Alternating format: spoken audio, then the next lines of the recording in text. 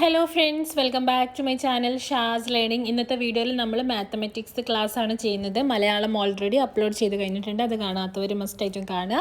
അപ്പോൾ ഇന്നത്തെ വീഡിയോയിൽ നമ്മൾ മാത്തമെറ്റിക്സിന് പുതിയൊരു ചാപ്റ്റർ സ്റ്റാർട്ട് ചെയ്യുകയാണ്, വരിയായും നിരയായും. എന്താണ് ഈ പാഠഭാഗത്ത് നമുക്ക് പഠിക്കാനുള്ളതെന്ന് ആദ്യത്തെ ഭാഗം വായിക്കുമ്പോൾ തന്നെ നമുക്ക് മനസ്സിലാകും.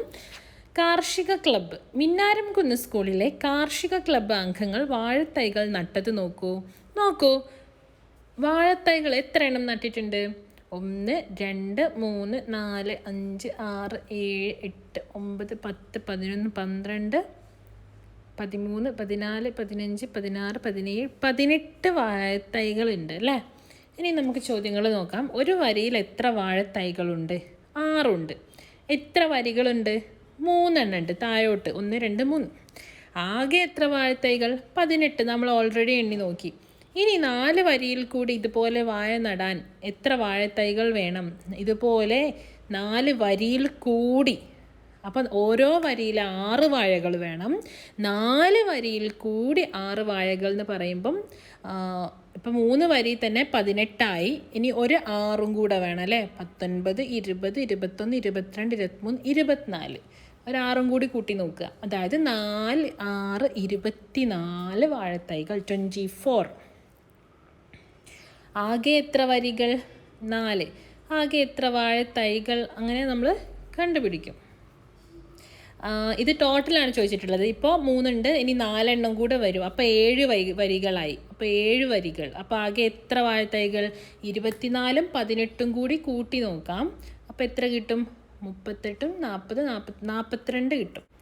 അല്ലെങ്കിൽ 7 × 6 42. അപ്പം 42 ടോട്ടൽ കിട്ടുന്നത്. 7 6 42. ഇനി ഒരേ ഉത്തരം വരുന്ന ക്രിയകൾക്ക് ഒരേ നിറം നൽകാം. 3 × 2 6. 6 ഉത്തരം വരുന്നത് 2 × 3. അങ്ങോട്ടും ഇങ്ങോട്ടും തിരിച്ച് ചെയ്തേ സെയിം ആൻസറാണ് വരിക. അപ്പോൾ അതിന് സെയിം കളർ കൊടുക്കുക. 2 × 6 6 × 2. 4 × 5 5 × 4. 6 × 3 3 × 6 3 × 4. 3 × 4 4 × 3 12ആണ്. 2 × 6ഉം 12ആണ്. 6 × 2ഉം 12ആണ്.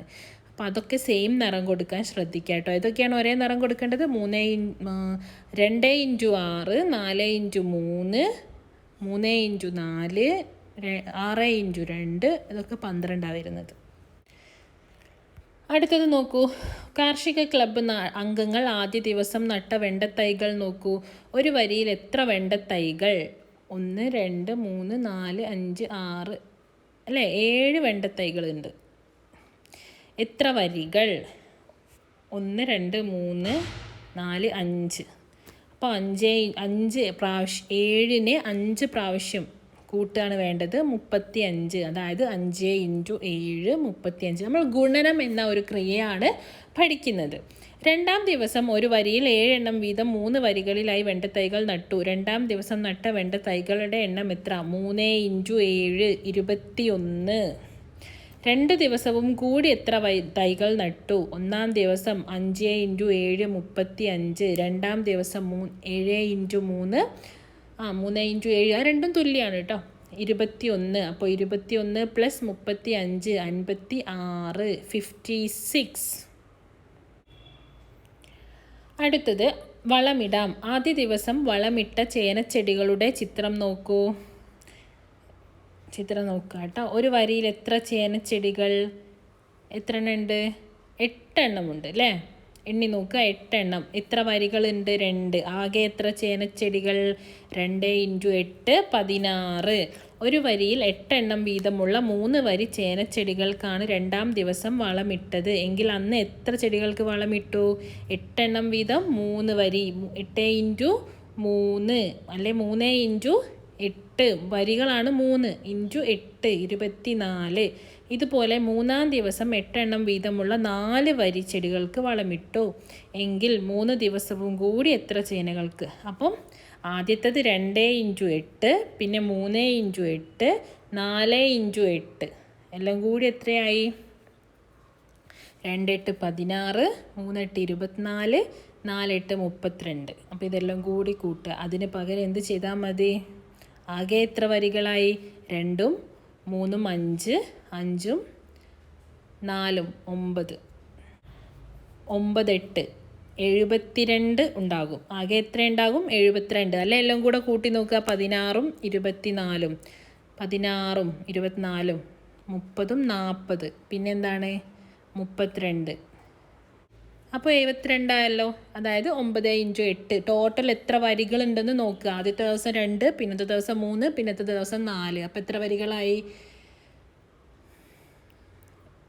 9 വരികൾ. 9 വരികളിൽ വീതം 8 എണ്ണം. 9 × 8 72. ഇനി ഒഴിഞ്ഞ കളങ്ങൾ പൂരിപ്പിക്കാം. 1 × 1 1. അത് നിങ്ങൾ നോക്കേണ്ടത് ഇവിടെ ഗുണനമാണ്. ഇവിടെയുള്ള 1ഉം ഇവിടെയുള്ള 1ഉം ഗുണിച്ച് ഇവിടെ എഴുതുക. ഇപ്പോൾ ഈ കോളത്തിലാണെങ്കിൽ ഇതിൻ്റെ നേരെ മുകളിലുള്ള 2ഉം ഇതിൻ്റെ നേരെ ഇപ്പുറത്തുള്ള 1ഉമാണ് ഗുണിക്കേണ്ടത്. 1 × 2 2. ഇനി 3ൻ്റെ ചുവടുള്ളത് നോക്കൂ. അപ്പോൾ 3ൻ്റെ മുകളിൽ 3ആണ്, നേരെ 1ആണ്. 1 × 3 3. ഇനി ഇവിടെ നോക്കുക. ഈ 2ൻ്റെ ഇപ്പുറത്ത് 2 വരുന്നുണ്ട് അല്ലേ? ഇതിൻ്റെ മുകളിൽ നോക്കൂ. 1 2. ഏറ്റവും മുകളിലുള്ള ആദ്യത്താണ് നോക്കുക കേട്ടോ. 1 ഇപ്പുറത്ത് 2. 2 × 1 2. ഇനി ഇതിൻ്റെ 4 വരുന്നത് എങ്ങനെയാണെന്ന് നോക്കാം.